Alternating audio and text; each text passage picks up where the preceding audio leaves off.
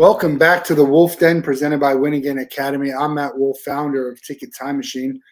Today we welcome Tarek Pertew to the Den. Welcome to the show. How are you? I'm doing well, Matt. Thank you for having me. Much appreciated. We're going to talk a lot about football, or as the Americans know, it's soccer. But for the people in the audience who don't know who you are, give us a quick intro. Sure. Well, the more important bit is NYC Footy, but my name is Tarek Pertew. I'm one of the co-founders of NYC Footy, which is a recreational soccer league for adults in New York. It's to contextualize it a bit more, it's the largest amateur league for adults in the whole country, but we do operate pretty exclusively in New York. We do some things outside of it a bit, but we do a couple of great tournaments every year. Our biggest one is coming up next weekend, called the Governor's Cup, which takes place on Governor's Island in New York. That's going to be a good time. And as for me, I cut my teeth in the entrepreneurial world for a bit. I've had a couple of businesses that are completely outside of the sports world, more in the tech world. But this great league, which started as a fun little side project, not even a side project, just a side, hey, can we just play with friends in a different type of environment, has taken over my life. It's completely taken over my life. Yeah, because there's a lot of leagues, adult leagues for almost any sport you can think of. So how did this start? Obviously, it started just let's play with friends, but how did it evolve to something that's bigger? There was a pretty entrenched recreational sports scene when we started this back in 2011, I'm sorry. And although funny enough, most New Yorkers don't even know this concept exists. It's still pretty small. It's relatively inaccessible, but they were all run very similarly with antiquated technology, and the jerseys were, these thick Gildan t-shirts, if you will. And for us, it just felt like, wow, I mean, can't we have a professional experience at the recreational level? Real jerseys, real sponsors, updated website, track some stats. Maybe people want that. At the time, I was in my mid-20s. So in the mid-20s, the ego is still firing quite strong, where stats in a recreational league are important. And now I could care less. But and that was the vision for it. And we were able to get a permit that allowed us to set something up. It wasn't easy. We thought all the teams would come with us when we were telling them how great this new league was going to be. None of them came with us. So we had to really start from scratch. And that was in Brooklyn in 2011. And we had real jerseys. We had some of the local Brooklyn bars and establishments as sponsors on these jerseys, which was lovely. And we took fun team photos. So our social accounts were a little bit more vibrant and active than other leagues. And I think it spread pretty nicely. To be quite honest, it spread probably through the visual aspect of what the league offered more than anything else. And then, over time, it just hit completely different milestones, particularly after COVID. Well, how big are we talking? You're saying it's the biggest adult recreational league. How big are we talking is the league? And then talk more about the big event that you have, because you have seasons throughout the year. That's right. Multiple seasons. And then this is a big event. It's a tournament that takes place over a couple of days, which will be next weekend. Yeah. So in terms of players, by the end of this weekend, we'll be at 40,000 players in the league, but just soccer players. When you think of rec organizations, there's certainly going to be rec organizations larger, but in terms of explicitly a soccer specific league, 40,000 soccer players. The Governor's Cup, which is our largest tournament, takes place next weekend on Governor's Island. So anyway, one step back. Yes, it's a 4-season league. The majority of what we do is our leagues all year round, spring, summer, fall, and winter. But we do implant these tournaments, in the midst along the way. And our primary tournament, our sort of flagship tournament, is the Governor's Cup, and that is on this island right off of the southern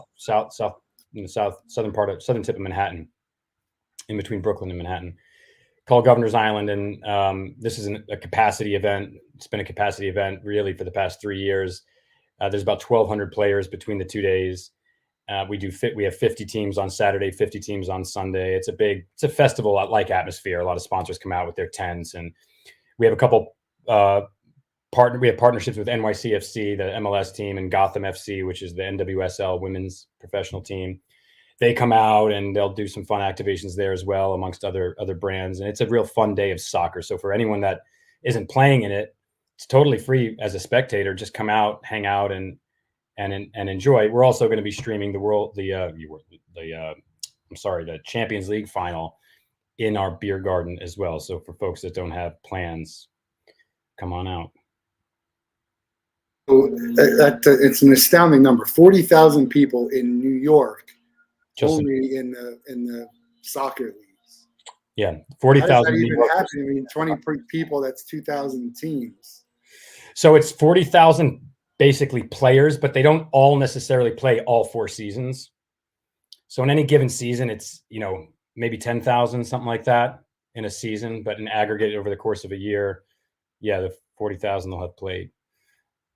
Even 10,000 this year. That's a huge number. Yeah, it's big. How does the skills line up for these teams? It's a good question. So we have a skill breakdown of 5. It's beginner, intermediate, advanced, and advanced. And each one of those is tied to a little bit of extra context. Beginner is you're new to soccer, you've barely kicked the ball. Advanced is you play D1 in college or above. That's what we're looking for. And then anything in between. If you play competitively in high school, you'll fall in that intermediate, advanced category, which is where I fall in. I only played through my junior year of high school as an example. And I really only got put in the game for long throw-ins. That was like my specialty. I couldn't do anything else. And then it's sort of your typical bell curve, right? I mean, the advanced is like a really small part of our community, as you would expect. And the belly is beginner, intermediate. That's the majority. And then beginner is kind of the other side of it.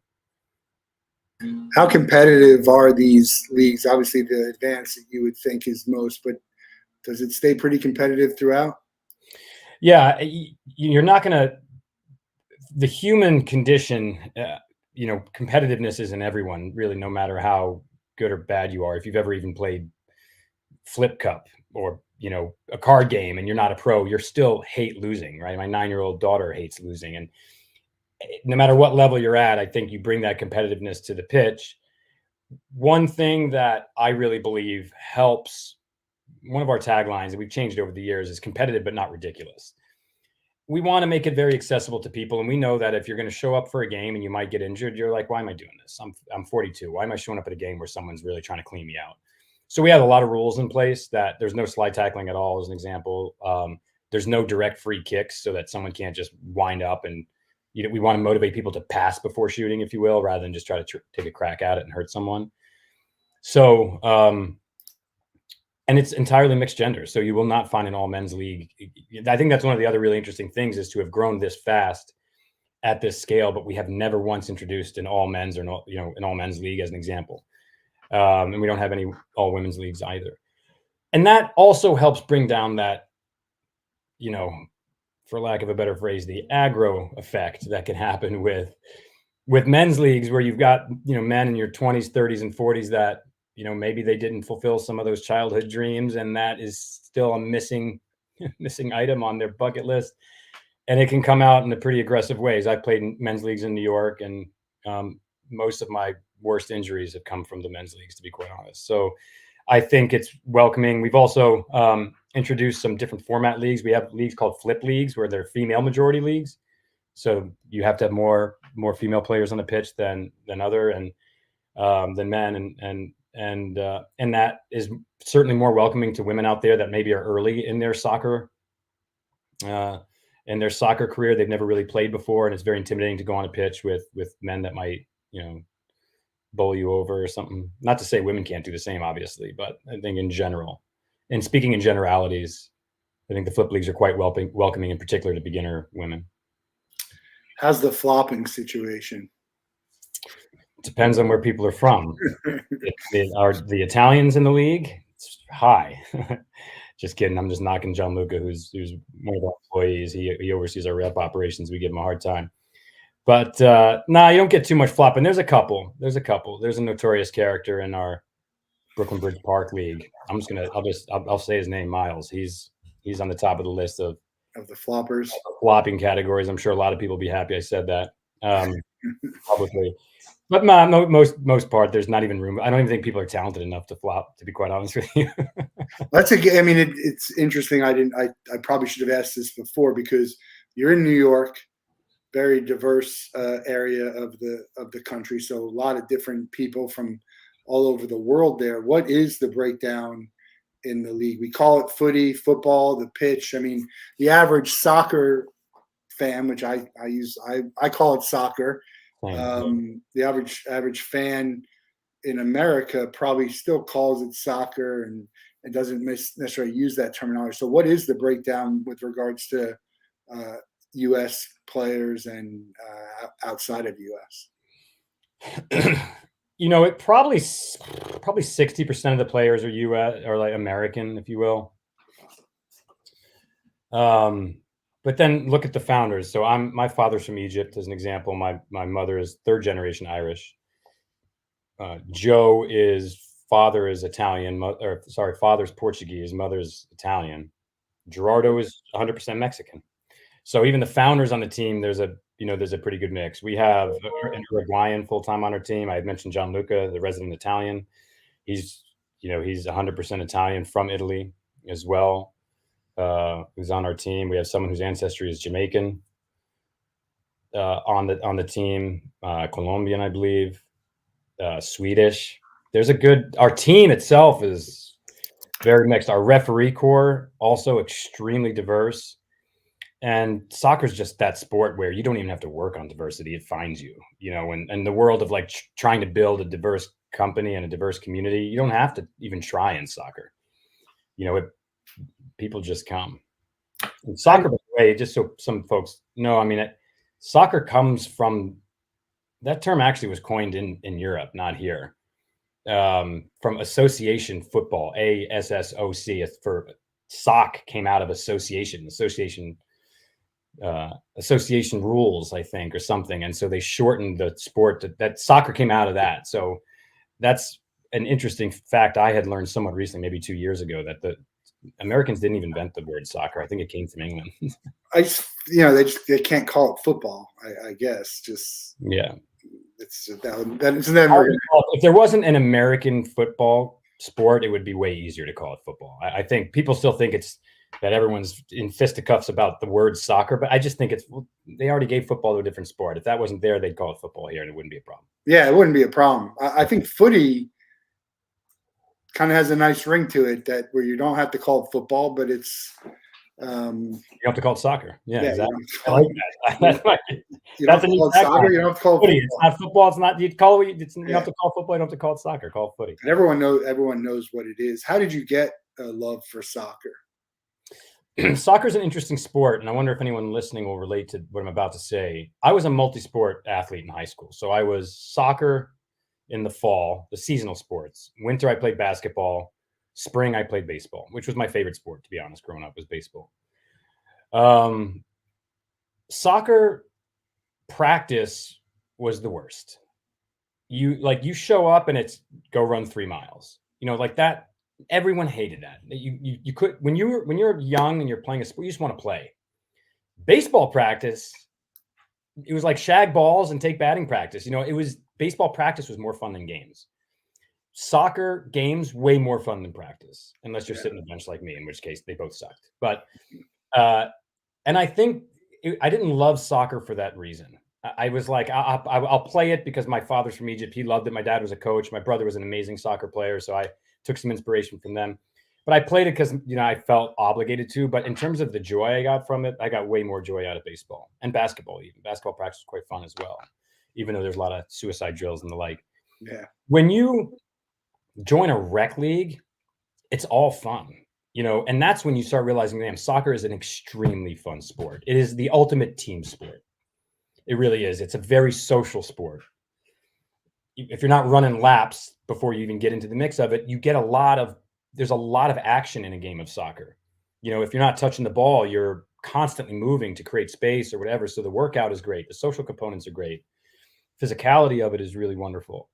And you'll hear probably the most common thing you'll hear from our advanced players that play in the league is that their love for the sport came back when they joined a rec league.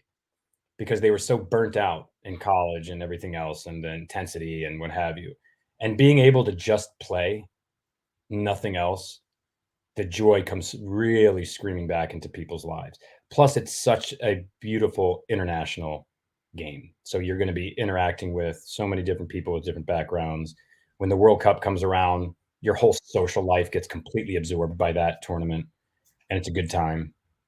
So, But you chose soccer. I mean, there are basketball rec leagues. There's softball. oh, good question. Even How did this so happen? you ended up in soccer I'll instead. explain that. So as I had mentioned at the start, I think there's a lot of people that don't even realize this is a thing, this idea of I can play on a team still with a uniform and show up weekly for a game. I think most active New Yorkers still don't realize that's a thing you can do. And I have some anecdotal evidence to suggest that. I get calls from people that are born and raised in New York that are like, I didn't know this existed. A mother called me and said, my son loves soccer. I didn't realize this was a thing. She was super excited about it. Her son was in his 20s. That's another thing that's maybe changed. In our 20s, our moms are still calling for us to join leagues. But I didn't know this was a thing. I would work out at the gym. That was my workout. And then a friend of mine from college, I went to UVA, good baseball and soccer school. He said, "Do you want to join this rec soccer league with me?" And he had a buddy on it. It was pretty much what we refer to as a free agent team. Just a bunch of people don't know each other that play together, but usually 2 or 3 people, friends, kind of join groups of 2 or 3 or so. And I said, "Yeah, that's okay. Sure, I'll jump out there. What is it?" He's like, "There's a game on the Upper East Side this day. Just show up. It's the first game of the season." Okay, joined him, and I hadn't kicked a soccer ball in 7 or 8 years at that point, and I was addicted after the first 5 minutes. That was it. It's that team competitiveness that you get again, and you realize just how important that is. For those that grew up playing on a sports team, and then it comes to an abrupt halt when when you're working, when you're a full-time working human, when you tap into that, even for 5 minutes, it just is unbelievable. It just brings back so much joy. And a lot of people's social lives in this city center entirely around their rec league. No, I back in the day had joined some kickball leagues and some dodgeball leagues, and it was very social. But I understand also that people who play in these softball leagues and bowling leagues. I mean, it's whatever it is, you can find something to do with people who are, it could be very competitive, right? People want to win, but also very social. And I think it's good exercise, but it's also good to get out and do things that are social. I'm pretty competitive, and so I haven't joined a basketball because it is sort of, they all have their leagues, and then if you join on a team where no one really knows you, basketball is sort of a tough sport for that. That's tougher. That is definitely tougher. Basketball is more intimate upon first interaction than soccer might be, and you can get away with not being seen too much if you're shy, as an example, or whatever reason on a soccer pitch. But basketball, yeah, I mean, it's physical, close quarters right from the start. I've actually never done the only rec experience I've had in New York is soccer. I've never even done any of the other sports that I used to play growing up. Yeah, and we all played this growing up. It's something that confuses me is how everyone played soccer. I mean, literally, you don't know anyone who didn't play soccer, anyone whose kids didn't play soccer, male, female, it doesn't matter. And yet for men, we're okay. We're not great. Yeah. Why is that? The competing sports take the attention from most of those kids. I think, like you said, everybody has played soccer, but then when you ask how many have played soccer in high school, that number plummets precipitously, really. When you think about the men's professional soccer team, U.S. men's professional soccer team, there's actually, I think, a cocktail of reasons why they're not the elite team that they should be in world sports. I think the competing nature of sports is one part of it. That there's an argument that the best athletes in this country are not choosing soccer. If you think about, I don't know what a LeBron James would look like on a soccer pitch, just because the size, I don't know, is super conducive to it. But think of like an Allen Iverson. For those that, I don't know, if there's young people might not know who he is. He's like the most athletic human being on earth at his prime. If that fella, 6'1" or whatever he was, chose soccer, forget about it. If he had just all of the creative energy that he brought to basketball, if he brought that to the soccer pitch, he'd he would be seen in the category of Ronaldinho and others, no question. They just don't choose it. It's also not an inner city sport. It's unfortunately a wealthy suburban sport. And that makes the accessibility go way down. But there are a lot of people Why? trying. You just need a soccer ball and I mean, that's all you need is a soccer ball. It feels like it shouldn't be that way. It does feel like it shouldn't be that way, but you don't see, you don't see people drive. Maybe it's the access to blacktop that makes the inner city sport of basketball being the one that really comes out. That is being changed. There's a ex-pro named Kyle Martino started a nonprofit called the Over Under Initiative, where he wants every single hardcourt basketball court in the cities to also have on the under part a soccer goal, so that people have a soccer pitch to play at with a goal. And that's the way it is in Brazil. I mean, Brazil, you trip and you fall onto it's all hardtop, by the way. Brazil's not, there's dirt, obviously, which you see in all the on the Instagram videos, but the majority of Brazil is hard court, small basketball sized courts that are made for soccer. That's the majority. And this is where a lot of people, that's where that futsal style game that Brazil has really, proven so strong at comes from. That culture is not here for whatever reason. And I think when you then want to take the sport into elite level coaching, where you're receiving that type of coaching, that's when it's a pay to play model, unfortunately, for the most part. You really got to pay to get into those programs and to receive the great coaching. And that obviously leaves a whole lot of people out of the picture. And there's more where that came from in terms of people's theories as to why the US struggles. Recently, part of it was that the best US soccer players were not playing overseas in the preeminent leagues like the Premier League and the Serie A and La Liga. That has changed. Right. Now the entire starting lineup of the US men's national team pretty much plays abroad. That's the first. And that's why you started seeing some improvement in their, now those guys are playing over here. We got Messi in my backyard. You got Messi and yeah, exactly. Yeah. That's he's considered the most popular athlete in the country right now, which says a lot. Yeah, but what do you think it would take to make soccer? Can it ever be that much more mainstream, or is it just it can be fairly successful with a number of different leagues, but nothing? It's not a major sport. That's such a good question, and it's actually so highly debated. I think the U.S. will win the World Cup for sure, and most likely my lifetime. And I do think that the interest is accelerating in this country. You are also seeing a lot of serious pros evangelizing soccer in a big way. Kobe Bryant did for years before he died. LeBron James, part owner of Liverpool. Steve Nash he just pushes soccer all the time. Kevin Garnett he's part owner of Gotham NY, the women's professional team. A lot of celebrities like Ryan Reynolds and others have built brands around the soccer teams that they've purchased. So once it gets into this real sex appeal, then you're going to start seeing kids feeling like it's cooler. When I grew up, soccer wasn't the cool sport, Matt. Same for you, right? Baseball, basketball, and football even baseball was probably third ranking. I mean, basketball and football were the big ones in high school.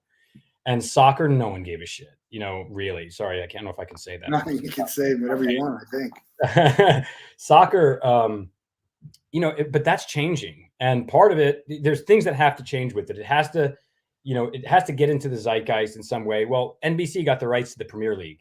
When NBC got the rights to the Premier League, soccer viewership went like to the moon. It didn't go to the moon with the MLS. The MLS just kind of still like this. But with the Premier League, people in the US are watching that at a completely different rate. So the interest also a different time. The time zone, I think, helps with that, doesn't it? Absolutely. Right, because you're talking about early morning or. That's right. There's nothing competing with it. Right. There's nothing competing with Premier League football. It's never competing for the most part. There's a little bit of competition with the 1 p.m. game in football, but that's it. And so you can. And then when you start watching a sport and you get into it, well, your kids start watching that sport. They start seeing, oh, my dad, I want to play that sport. I want to associate myself with something that my parents love. So that plays for me. That plays a big role in the growth of the sport. The athletes that are currently playing at these elite teams like Christian Pulisic, just killing it at Milan. Tim Weah at Juventus, one of the elite teams in Italy, also having some of the local teams having some of the local players in the Premier League. There's a couple of American players on Fulham, Nottingham Forest, Bournemouth. So that exposure will help. I think if the U.S. is ever able to, which they will eventually, have the world's best soccer player, which will happen, that'll change things when that poster is on every kid's room and such. You thought it was Freddie Adu, remember? Freddie. He was the hype. He was the big hype back then. Yeah, thought he was going to be it. Yeah, they really did think he was going to be it. But I think there's also, I do still think the U.S. doesn't have the best soccer infrastructure. This is so speculative of me, but soccer really is a creative sport. And I think creative expression is very important in soccer and the success of it. Not universally, right? Because the German approach to soccer is not very creative, and they're very successful. But the U.S. is very, very, very much a mechanics first type culture, and a lot of these other countries, it's creative expression. Has allowed people to gain confidence in a sport and bring it to the pitch. But I think the U.S. needs better coaches. I think what coaches, the ranks that they go through in the U.S. Soccer Federation, it's like the American public school system. It's dated. Things have got to change. We got to introduce progressive things here if we want the best out of our kids. I think the U.S. coaching needs to receive some of that. And I'm going to the Olympics this summer, and awesome. I'm actually going. I bought soccer tickets, and I luckily got the U.S. women's in their opener. And wow, really? Which is great. I want to go see the women's because I'd rather see the women soccer team than the men's. Same. For me, it'd be a more exciting thing for me to do. And I'm lucky enough. I have a story where I was in Munich, and Munchen, they were not playing, but Munich 1812 was playing, which is like the worst team. Nobody likes them. It's like a joke. And they were actually, it was the last game of the season, and they needed to win to not get relegated. And they were playing a team that they should never have beaten, and they won 2-1. The atmosphere there, even to me, it's not a major league team. It's you consider like a minor league team, and not a very good one.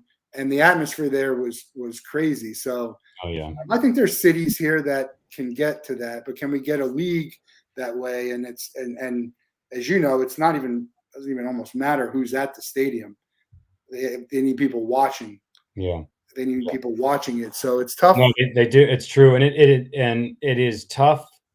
It's as simple as when you watch the MLS, you're not watching the best version of that sport.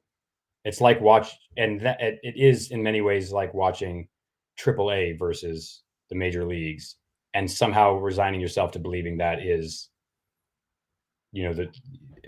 that culture exists in Europe, right? The lower divisions have a huge fan base because it's so tied to their townships and their cities, and it's been that way for 100 years. And here, America, the culture of this country, and culture is just so impressionable, is the best. And then we're going home, and we want to see the best version of the sport. And that's why, despite being more accessible MLS games, viewership was like this. But when the Premier League hit American television's, viewership went like that. Why? Because it's the best. That is the best version of this sport. Is that what you want to see? We're giving it to you.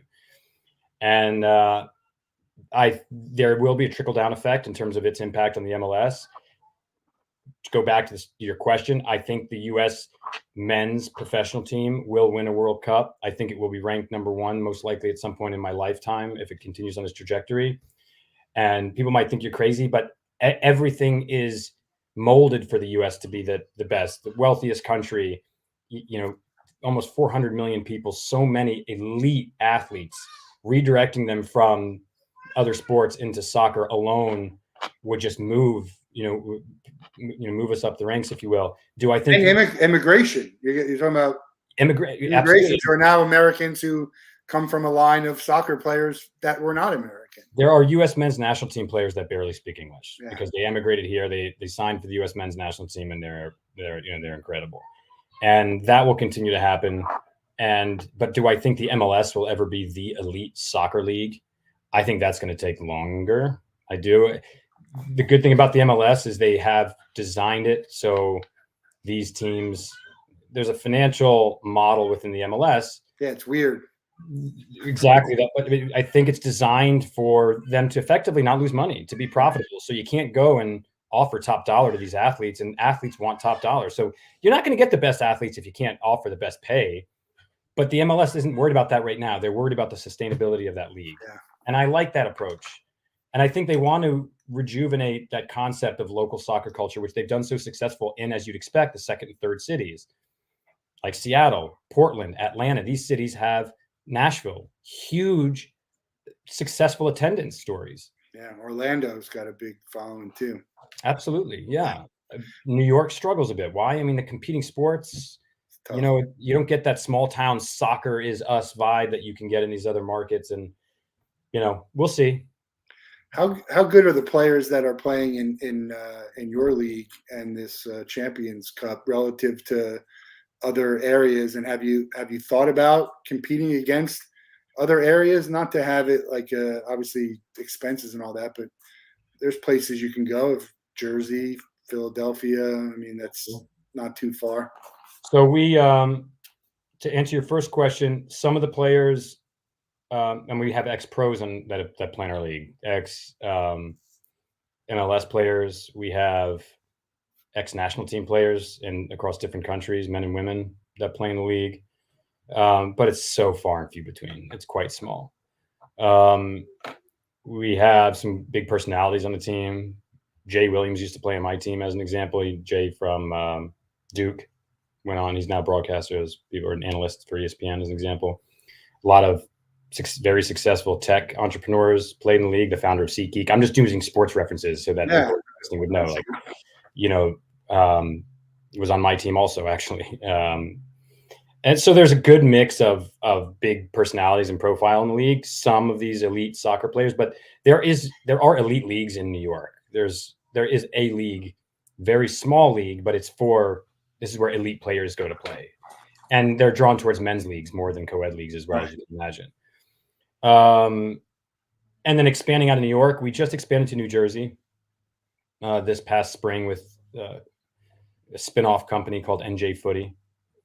Where do they play? I grew up in Marlboro, New Jersey. Oh, did you? Not quite there. We're just outside of New York in Jersey City. It's like, let's dip our toe in. I live in New Jersey now. I live in a town called Verona, but I'm working on the concept of a suburban league as we speak. I want to see if that's got legs.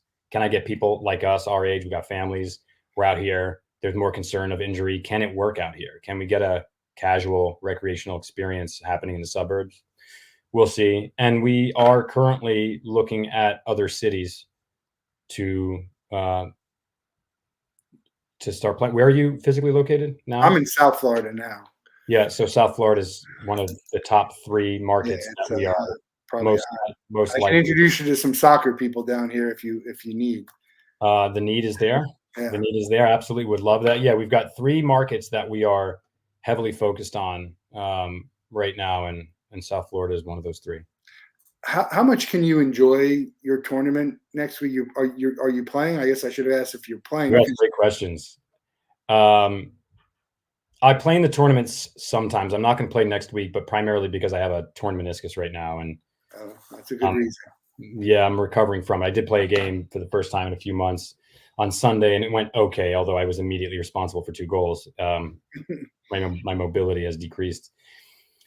I actually struggle with this a bit because the experience that I want to have so badly is the experience that we're creating for people. Sort of catch-22 is if you create it for people, you can't then subsequently experience it the way that you would like to experience it. And there are days where I wish I wasn't the person organizing these events, and I wasn't the person responsible for any little thing that might go wrong. And when I say myself responsible, if there's an awful injury, I don't necessarily have to attend to it, but my team does, and I have to be made aware of it. And you can't just have that freedom of playing in the tournament and going home and having drinks with your friends and being like, wow, that was just an outstanding weekend. Yeah. You have to clean up afterwards and all that. And I do think about that somewhat regularly. And I've commented on it in the past as well, that we built this league to be the league we wanted as players. But the irony is we can't experience it the way we've designed it to be experienced because we're the bloody people organizing it. Yeah. Well, you talk about you come from an entrepreneurial background. You've created a platform called BetterPlayer. Tell us what that is. Thank you for bringing that up. Yeah. So, look, so much of what comes out of this league, and I have, two co-founders, one extremely active as I am, COO of the Operation Gerardo co-founders. But I would say so much of what gets hatched is probably comes out of my brain. And a lot of it is just what I want to experience as a player. So BetterPlayer is no different. I am what I consider an average soccer player. I have gotten better because I played a lot over time, but I have not been coached on improving my skill since high school, since junior year of high school, because there's no infrastructure for it. I can't go get team coaching and learn how to play well with others and understand the true dynamic of a team sport once you graduate high school, unless you go on to play in college. And of course, that percentage gets even lower if you go on to play professionally. So the concept of being able to develop your skills, develop your game intelligence, game awareness in a team sport, it's done for almost everybody when you're 18 years old. So here I am in my late 30s at the time. I'm 42 now, thinking I just want to get better at this. And we started with one fella that was a semi-pro player that did a little bit of like a soccer fitness thing for our players. And I sort of asked him, could you do some coaching? Do you think you could do some coaching? And we kicked off this coaching session and evolved into this concept of BetterPlayer of, do you want to get better at a team sport, but there's no infrastructure for it? Then join BetterPlayer, where we have real coaches. So now we have like 20 real coaches, high school coaches, some college coaches, some youth coaches, whatever it might be, coaching beginner, intermediate, advanced practices in BetterPlayer, and where you're actually having a team. The only thing that's not part of it, you don't have to run 2 miles when you show up. So you show up, you warm up your body, obviously, maybe some plyometric type workout. And then it's like skill development. Let's get the dribbling, let's get your shooting, let's get your passing. This is in person. All in person, none of the virtual stuff. Let's learn how to receive a ball in an advanced position. Let's learn how to pass the ball out of the back on a goal kick. Let's learn the things. And then if you happen to play in a rec league, you can actually apply that. And we have seen very directly, it sounds A, promotional, but B, it's also quite obvious.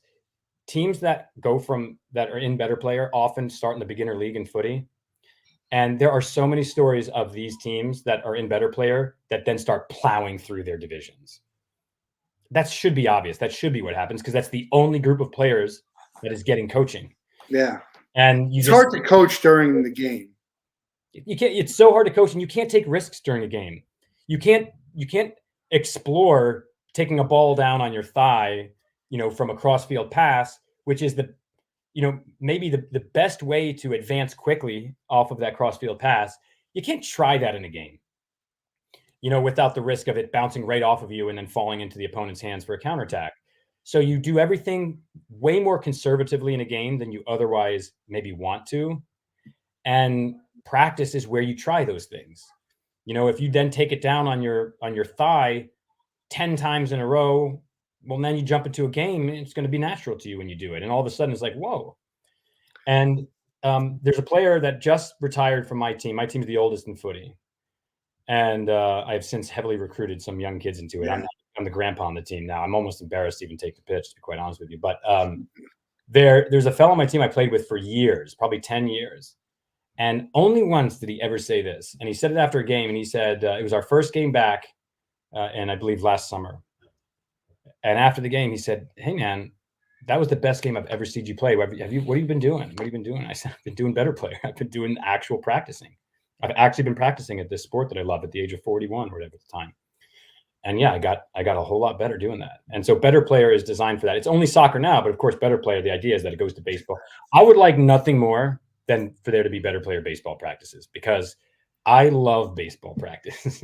I would love to show up, right? And I would love tonight for there to be a baseball practice where I go and I shag some balls and I field some grounders. That to me would just be so much fun. So I can't wait for BetterPlayer to evolve into other team sports. But for right now, the focus is entirely on New York. I mean, there are coaching stuff. Some of it's online, and the people in baseball, they kind of get their own coaches, right? You're part of this team, man, as a coach. Then all these players, my friend's sons do it. They have these coaches. They have hitting coaches and strength coaches and pitching coaches and catching coaches. So, Yeah. but I think there is opportunity to have, a bigger coaching. It's almost, mini camps, whatever.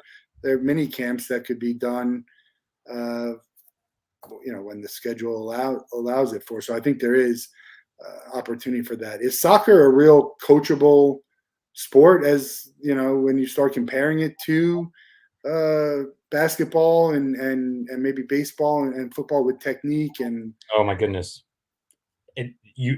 I didn't even realize how much more it was. I was almost nervous when we started it that there wouldn't be enough to teach to coach, until you start realizing, holy cow, so much. I mean, one example, if the example would prove somewhat useful, is in soccer, how you receive a ball from a pass is actually extreme. Some people are gonna be like, of course it is, but for me, it wasn't that obvious. It's very important to what happens next. And what happens next is very important for the team's ability to potentially push up the field and score. When I receive passes, I'm a defender, I'm a center back. I am always defensive minded. I always receive a pass head on. And then I make a decision of what I want to do with it. When I went to one practice where we focused on pass and release, the whole session was on receiving the pass in an open way. So if you want to receive the pass so that when the ball is at your feet, you can go right, straight, left, or even right back to where it came from. You can't do that if you're looking at the pass and it comes to you, take it, you step on the ball, you turn around and then look, which is the way I typically did it. After that, it was a game changer in terms of how, and it's that's an easy thing to learn. The pass is coming, open your body up so that you receive it, so that if you open it to the left, you can continue the ball to the left if you want to, if that's the quickest release and that's the most opportunistic pass. Or you can get it and go right back to them if someone's pressing you from this side really quick. Or you can get it and pass it right through the lines, which is what they call like the different lines of soccer, because someone's making a run. You can do either of those things if you just receive the ball open. And here I was learning that at 40 years old for the very first time, having played in a rec league for 15 years and never once receiving the ball in the way that I probably should. But no players told you that? I mean, the people I know when I used to play basketball with, if there was something to tell them that I saw going on that they weren't doing, I would say it. But people in soccer, they don't. Oh, they do, but it's never on technique. Right. It's almost always on positioning. Right. So it's like, hey, you need to press that. You need to close on that player. Don't let that, close that person. That person's, their strongest foot's their left. You need to push them this way, like basketball, right? Move them to their weaker side. A lot of it's that, but no one's going to come up to you and say, hey, Tarek, when you receive the ball, open yourself up when you receive it. That doesn't compute to people and, in their brains. Or, hey, Tarek, when you're in the corner, try this blocking and step over technique, or as an example. That never happens. Technique-based feedback on the pitch isn't there. It's more mental. Like Jay Williams once said to me, which was great, after I was just so worked up over something that I was really unhappy about. And, he was like, next play. Tarek, next play. Just get your head in the next play. Stop, get your head out of the past. And that works. That stuff is good. That gets your head where it needs to be. But techniques, no one ever said, Tarek, receive the ball this way instead of that way. Never once. And if you then watch a professional game after learning something like that, and this is a good one for anyone that learns that, watch any EPL team, probably MLS presumably as well. Everybody receives the pass that way, no matter where they are on the pitch. I watched that in hockey. The passing to me is like incredible, the way people do receive the pass and how they. There you go. I would have never even thought to even look at that in hockey, but now I will. Yeah. That's interesting. Because it's such a similar sport, although it's compact and much faster. The way that they pass in hockey to me is incredible. We got Florida versus New York. I don't know if you watched any of that last night. I grew up as a Ranger fan, but I haven't been following it. What happened last night? Panthers won. They did win? Yeah, I didn't know if you. No, they won 3-0. Actually, it was 1-0 the whole game in the third period towards the end, and the Rangers had a own goal Really? Yeah, and so How then it was about like, did the puck get deflected in, or got did? deflected. The defender was coming back towards the goalie, and it hit his Oh, stick yeah. and went in. Have you ever had an own goal in soccer, Oh yeah. for or against? Yeah. Well, my team, we just won one of the. We play in two different divisions. We won one of them on Sunday, and there's a woman on our team. She's hilarious. Her name's Emma. She played at Michigan, and she just had this incredible defensive header. Sorry, the defensive part of that header was not incredible. The header was incredible, but it would have been incredible if she was the striker for the opposing team. It went right in the goal. And it was like, damn, Emma. She then scored after that. And see, that's what's fun about Reckley, because then after she scored and it was 1-1, we were all giving her shit about, hey, you got 2 goals, Yeah, Emma. yeah. Good job. That's kind of the fun part about a rec league. Even in the championship game, you're kind of joking with your players, even though they just gave up a goal. That would never happen in like a highly competitive environment. Yeah, they show a lot of, like, when I start looking at the top 10 scorers, I look at some of these. I'm like, yeah, these are professional soccer players. That's okay. I see a bicycle kick. That's like the top. I mean, you don't see that very often. Do you get any bicycle kicks in your league, or attempts where these people are too old, they're going to get injured? That's a good way to get injured. Well, I have a great bicycle kick injury story, but not the type of injury you'd think. We have another major tournament every year called the Footy Fest, and that is my favorite day of the entire year because it's upstate New York. It's in the mountains, and we take over this field in the mountains. 500 people come up from New York for this thing. It's, there's campfires. It's just a wonderful experience. Last year there wasn't because it rained during the whole thing, but a gentleman who is top 1% nicest people in the league. He's just a lovely human being. I love this guy. Well, he did a bicycle kick in the game. I was playing goalie in the Footy Fest years ago, 2019, I think. Does a bicycle kick, but his stud went right through my mouth and split my top lip in two. I mean, if I talked, my mouth was doing 2 different things. Yeah. And I had to go get plastic surgery done on it that night, actually, at Albany in the hospital. But that's nice. Yeah, bicycle kicks, we definitely discourage them. I would think so. Yeah, most people aren't. Let me tell you a funny story real quick. We've never really gotten much press, to be quite honest. I mean, we've never much asked for it, and it doesn't necessarily come calling very easily. But Cranes New York did a piece on us when we had 300 players. We had 300. That's quoted in the article. I think 325 players, and they needed a photo for it, and so they kept trying to get me to do a scissor kick, and I have never done a scissor kick in my entire life. And I kept having to try to improvise a scissor kick for the photographer so that it could be on the Cranes page. It's there now. I mean, if you type in Cranes in NYC, it's a photo. It's not a video. A photo of me. I think you could just have it just in action. I think if someone sees the photo that is out there of me attempting a scissor kick, they would say that is someone's trying to stage a scissor kick. Yeah, that's exactly what it was. But my hip was like killing me by the end of it, just falling on it, trying to do this thing. I mean, I don't know. Scissor kicks, spike kicks, you can't just do it. It has to be totally in the moment. Yeah. It has to just be in the moment. Yeah. You talk about not a lot of people knowing, and there's not a lot of promotion, and I would use the word huge.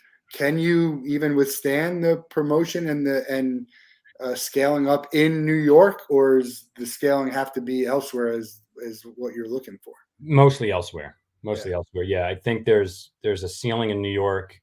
I sense we're approaching it. There's most leagues that we launch will fill up.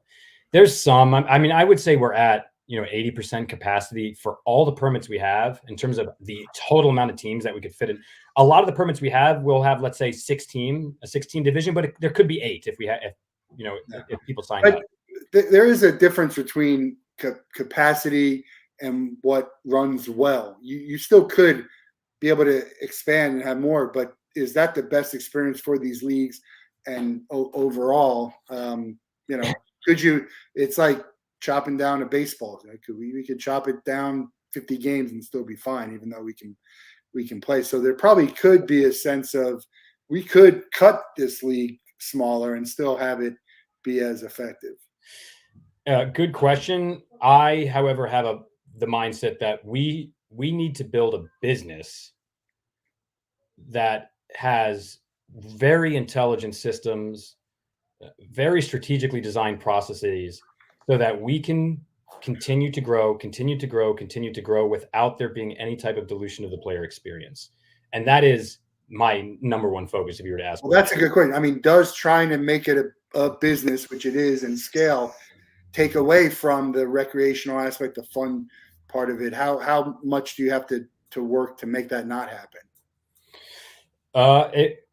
It's a great question. Of our team, and there's about 12 of us full time, and then maybe a handful of part timers, and then of course, in terms of contractors like referees and stuff, there's 70 or 70 plus. So, but of all of them, but if I'm focusing mostly on the 12 full timers, almost all of us play in the league. So we all are players in the league, which is so helpful to the business because we are the player experience. So we know when we're failing the league because we're failing ourselves. That helps a lot. That really helps a lot. So that's how we were able to create things and improve on things. But no, I don't think our ability to scale is, and I think we are able to scale this business and keep an excellent, fun, recreational experience for our players and not dilute it, but improve it through really smart systems and processes. Getting information to people when they want it, you can do that better. The bigger you are and the smarter you are about it. Having more locations accessible to people in their neighborhoods, and giving them a smaller computer, more time to play the sport. You can do all of those things. You can start at your scale. You can start doing different things with the equipment. This jersey, it's our new. We were sponsored by Puma, and then most recently Umbro. Then we went off and moved to a new brand that was created called Paloma, which just means pigeon in Spanish. I was just going to ask you about the Paloma shirt you're wearing. And we got the shirts designed by a Brooklyn tattoo artist. He owns a tattoo parlor named Duke Riley, and I don't know if you can see it, but there's like a subliminal design of a bird, a city cool on it, and very cool. And we have custom balls designed. We're able to do these things and create a better product we're able to lower the price in certain fields also. So when we have these super high demand locations, we can raise that price, but that can help us subsidize some of the more inaccessible fields and lower those prices and then make them, available to people. When it comes to customer service and not hearing back, well, we can grow that team. And now you hear back within 24 hours and all of that gets better. But other things do become more restrictive. Whereas before we were more casual if you weren't wearing shin guards or if you're wearing a white shirt instead of your team jersey. Well, now you can't. You have to wear the footy jersey. If you don't, you give the opponent a goal. And not a lot, but we had a few nasty grams of, come on, man, I'm paying for this league. I just want to have a nice casual day out. I don't wash my jersey every week? Why are you making me have to wear this? And if I don't show up, I can't play. And I was like, look, there's like 13 or 30 other soccer leagues in New York that don't care about that stuff. And you can play in one of those if you'd like. But for us, the original vision for this was a professional experience at the rec level. So you're going to wear your shin guards. You're going to wear your jersey. And that's the way we're going to operate this business. And so that restriction has probably maybe disgruntled a certain part of our community. But I think the majority of the community likes feeling connected to a brand that holds itself to the highest professional standard. Do you have a favorite soccer player?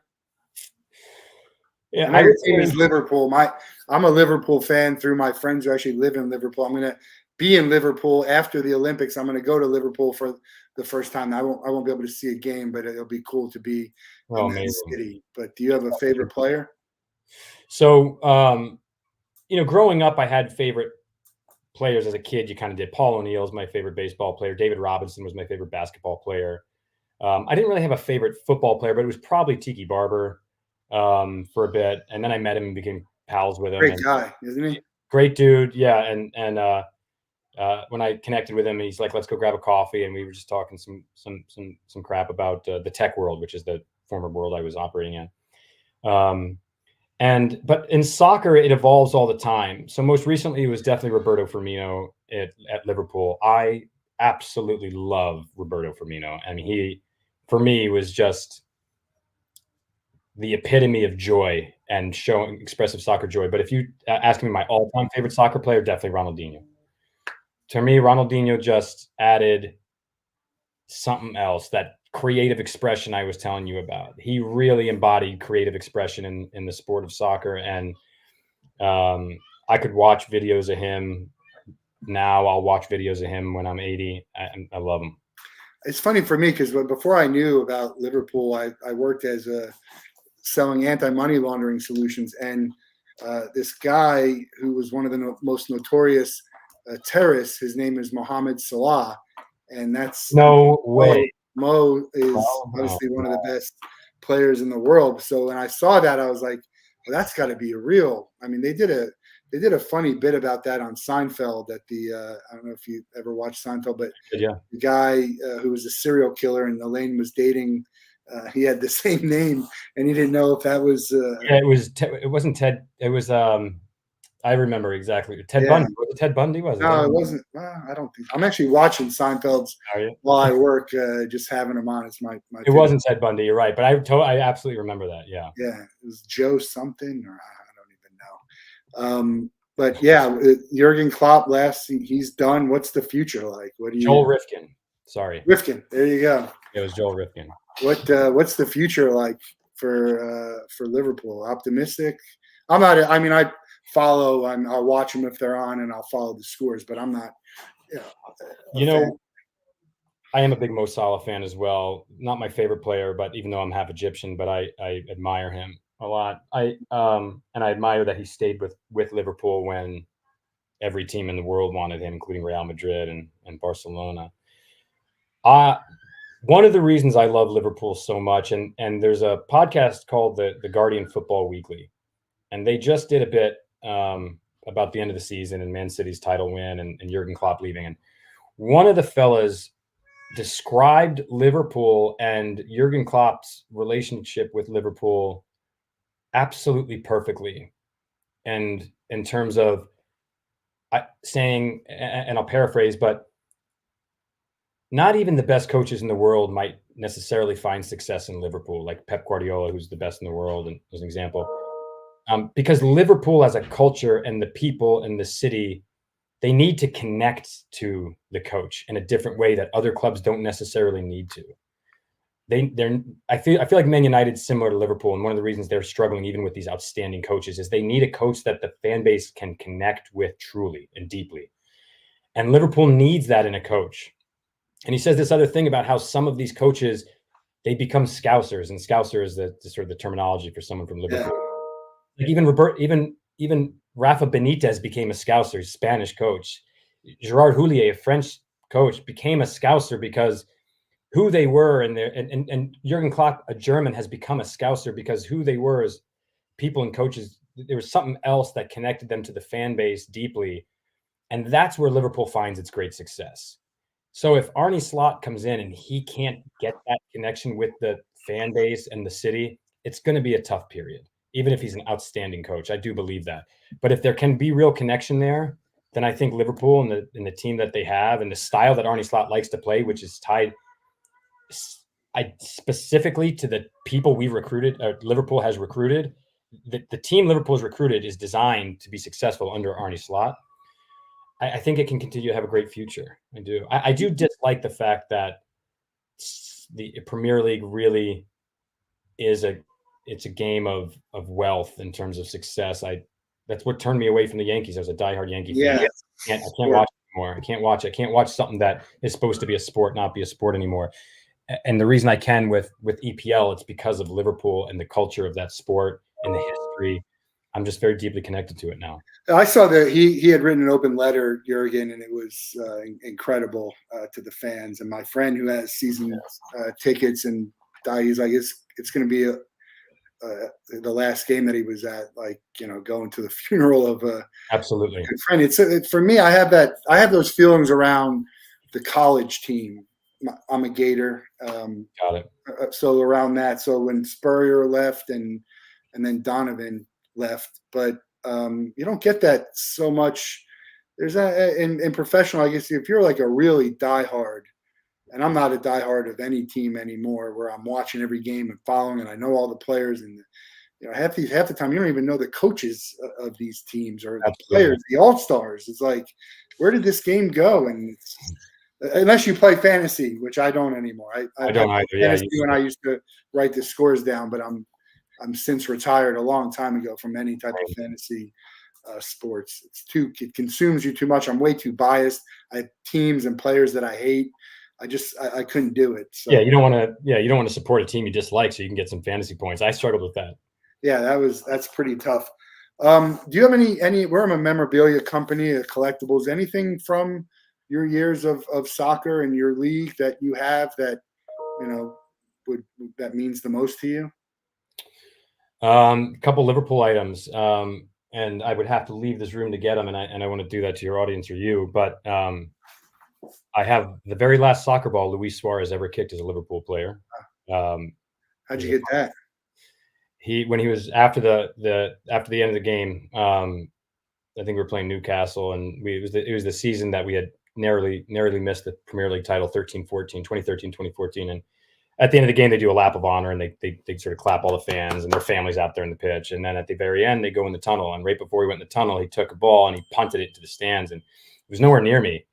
But the fight that broke out for the ball, it was like one of those scrums in rugby, but no one knew where the ball was, and it just shot out and all the way down, rolled right to my foot. Just picked it up and tucked it into my jersey and brought it home. Yeah, it's actually in my car. I don't know why. Oh, because I just moved. That's why. I was like, why is it in my car? But another one is probably there's two more from my youth. One is a baseball from when I was 10 years old. I hit my very first.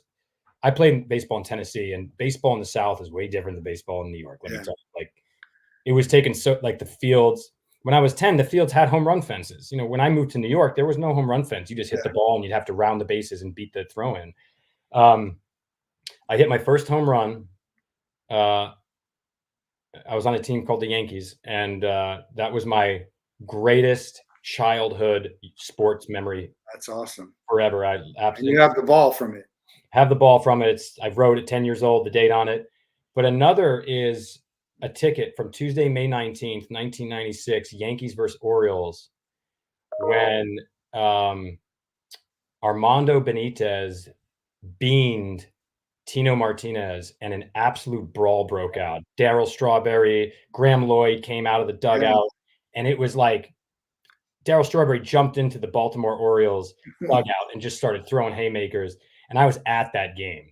That's awesome. I paid that ticket and was like, I will never forget this day for as long as I live. That ticket.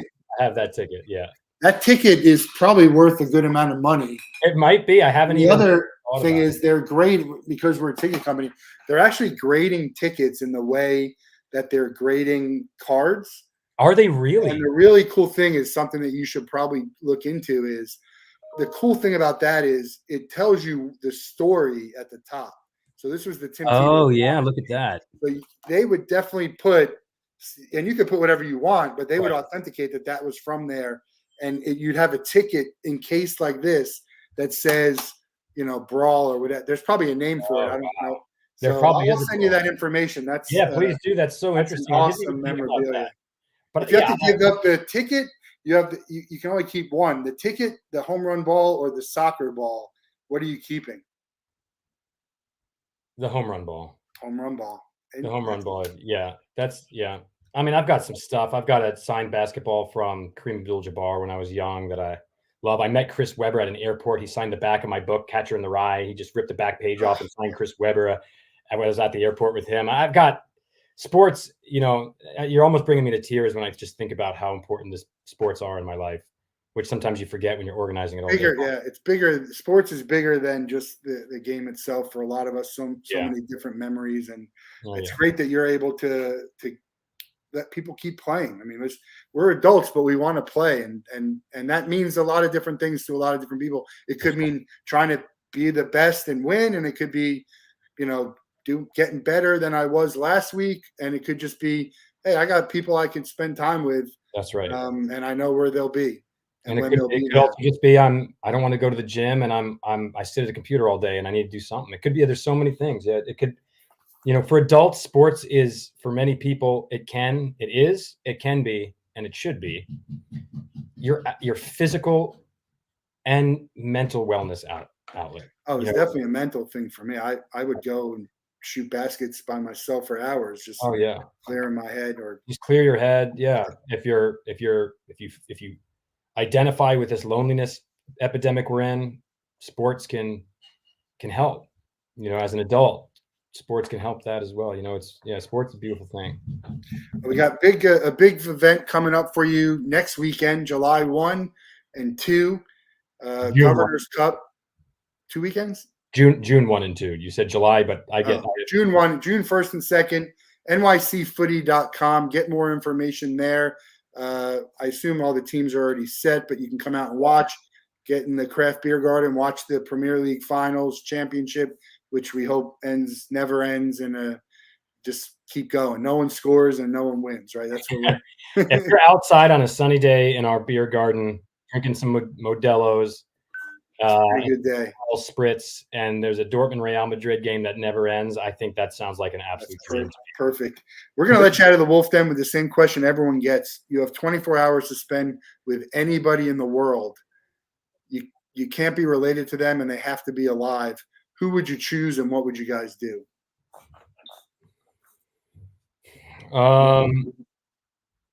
The person I want to say is too political. They could. We've had it. Go ahead. It would probably be Robert F. Kennedy Jr. Oh. He's this kind of, he's certainly not a media darling. Whenever someone's like totally destroyed in media, I'm like, I got to look into that. I might like that person. Yeah. There's some certainly I don't. I feel the same way about Elon Musk. There's a book that informs that. I read a book called, it's an Ayn Rand book called Atlas Shrugged. And Atlas Shrugged is effectively about these world-shaking innovators that build these systems. And in the book, it's mostly the train lines, basically, back when they were building railroads. And everybody's benefiting from them. But all the people that are benefiting from them also are really trying to take down the person that started it, because what they say and what they do is so maverick that it's offensive to the masses that would never take those risks. Yeah. And so the masses that would never take those risks go after them hard. And the book is kind of about that. And I can't say I identify with that, because I've certainly not shaken the world the way a lot of these people have. But someone like Elon certainly has, and people obviously really hate him. And I just think there's more to those stories, always. And the reason I think I said Bobby Kennedy is because of his family also. His dad was murdered. His uncle, who's like probably the most iconic president that people can think of in our generation, murdered, unsolved mystery. What do you make of his whole family not liking him? It's actually a real small percentage that doesn't. He's got a huge family. There's like hundreds, and there's like 3 or 4 that are at total odds with his politics. And here's why I like him the best. My favorite book of all time is called The Count of Monte Cristo. And the reason is because The Count of Monte Cristo has such command over the English language that you can't debate this guy. He will win any debate because he's got total command over it. Bobby is somewhat similar, but what I love about him in general, and I don't agree with a lot of his politics, as I don't with anybody, it's that this guy really believes in respectful debate.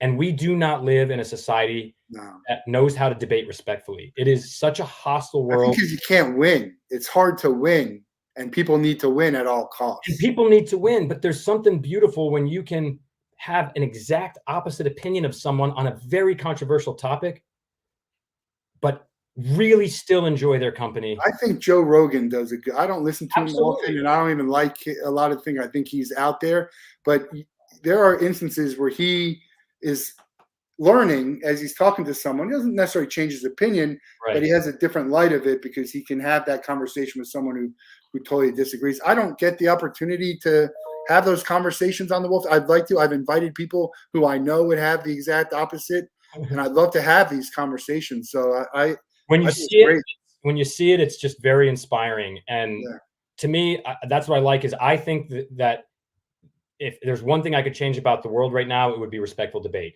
If people could do that, and that was just the culture was just, oh yeah, I disagree with John or Stacy, but yeah, we love each other. If that was the culture, man, what a great feeling we would all have at all times in this country. We would just love each other and not worry so much about the fact that we have difference of opinion. And that's what he kind of stands for, despite the fact that he has some politics that I think are certainly offensive to some people and others just seem out there. What would you guys do? I would want him to teach me that. That's what I would want to sit with him and say, how can I not be offended when someone says something that I have diametrically opposed to? And he also, the dude can pick, like he'll pick up a rattlesnake if he sees it. there's things about him that I aspire towards. He had a brain living in his a worm living in his brain. He had a worm in his brain. That's that crazy. Him, yeah, that ate his brain for a bit, or it died in his brain or something. But he's not afraid of anything. So he's fearless. Obviously, how do you run for president as a Kennedy? And you can't unless you're fearless. So that fearlessness leads to freedom, and I think that's just inspiring. And having total command. I mean, he's almost undebatable. He's just so good at it. So to be able to, I want to osmosis. If I'm going to spend a full day with someone, I don't want it to just be storytelling. I want osmosis to be playing a role. I want to be able, Jurgen Klopp would fit in that category too. Yeah. With that guy and absorb that energy and be a different person after 24 hours. So that is probably the longest response we've ever asked for. First time he's been mentioned. I still got, we're 300 something episode in. I think Obama is number one. We even had someone who said Putin, they'd want to spend the day with Putin. But the first, well, if you had asked me like who's dead, I would say like someone an historical villain would be my choice. Yeah. Try and figure out why. Absolutely, like Osama bin Laden, Adolf Hitler, Joseph Stalin. 24 hours with that person. That to me would unlock a lot of weird. Can you really understand who they are? I mean, are they going to open up and be? I don't know. It'd be interesting. Even the people, you'd have to have like a truth serum or. Exactly. If there had to be honesty and they had to answer every question, then you talk about doing that. All right. Governor's Cup, June 1 and 2 next weekend. Check it out in the city. And if you're interested in a soccer league that's different than the others, and maybe it will be coming to you guys next, and we'll try and make that happen for you. So appreciate the time. Good luck next weekend. Hopefully, thank you for your wonderful your knee heals so you can play in the next event. And we'll talk soon. Talk soon, Matt. Thank you so much. Thanks a lot.